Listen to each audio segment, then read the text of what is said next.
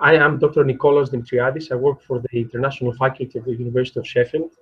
And for the last 10 plus years, I've been fascinated with the latest developments in neuroscience and in other sciences like behavioral economics, social anthropology, psychology, and the revolution that these insights bring in the way that we lead and manage people.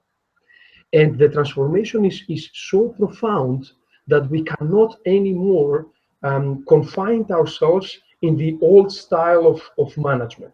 Because this old style of management, it's not that it's only not working very well, it's that it is destructive. It creates the opposite than what we are aiming for. So this is the viewpoint by which I try to explain things, but also help managers, leaders, corporations to redefine the position of human beings in their management system and achieve more.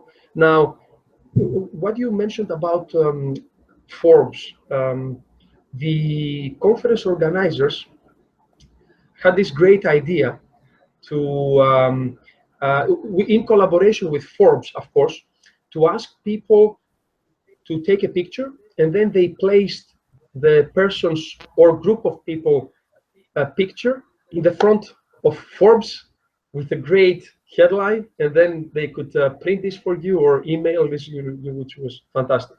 Nina, you are very right. Somewhere along the line, old management forgot people. Old management was about continuation, procedures, making sure that the system will survive. And it starts from, it goes way back in the beginning of modern management with Frederick Taylor, which he is considered as the father of management, with Ford, with assembling lines, with division of labor. And all these approaches to management, they had a very simple target, and the target was to find the optimum way, the best way by which a process or a system could work. So they were measuring people doing some tasks, and they were trying to say what would be, they were trying to see with numbers, what was the best way for this process to be done. When they established the best way, then they tried to maintain this best way of doing the work and maintaining the system. Now, this might be very interesting, even successful model for an environment which is very stable, where, yes, it's up to you to find the best way that the system works and then to optimize it and to make sure that your people always perform in that optimum level. Competition is known, technology is known, most of the elements that make your business what it is will be the same for the next 50, sometimes even hundreds of years. But we're not living in such a business environment. Technology changes every day. Disruption comes from everywhere. Startups from around the world can kill your company very soon. Everything we know about how people behave changes. Millennials come to work and behave completely different than other generations because they are used in different, in interacting with humanity in a different way. So since the overall environment changed, this stability-seeking management attitude cannot serve us anymore, because no company can survive, let alone thrive, for just sustaining the system as it is and making sure they do the things they know how to do in the best way. Competition is doing things you don't know how to do today. Finding new ways to perform better that were completely different than before. Developing products and services that don't even fit the characterization of what you are as a business. The way that you define your business changes from day to day. So the key thing is, does this old management system, the one that was seeking stability, continuation, predictability, optimization of a process, and of course, a management system that didn't care so much about people, but about the process and the system. Can this management approach succeed today, help our companies deal with all this complexity and uncertainty? And the answer is, of course, not. In order to replace this system, we need a new one that takes humans, people, from just clogs in the whole machine, from just another resource. You know, Nina, we say human resource, because humans is another resource, as it is cash, as it is technology, as it is machines. It's just another part of the puzzle. No, humans are not another part of the puzzle. They are the puzzle.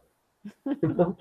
And this refocus of our attention is critical. And if you notice globally what is happening, you see that companies that thrive are the companies that put humans in the very heart or the very DNA of what they do, like Google, like Facebook, or like more traditional businesses. For example, there is the new CEO a couple of years now from SAP, an American guy in a German company, and as soon as he came, he said, I want a system to be deflated. I want to delayer the company. I want to make faster connections between the external world and the internal world, and I want my people to be empowered. The same, the new CEO of General Motors, for the first time a female, which I think is fantastic. She said, we are going to win in this game only if we empower people in all levels of hierarchy. If we give them the tools, the data, and the insights to take decisions as things happen.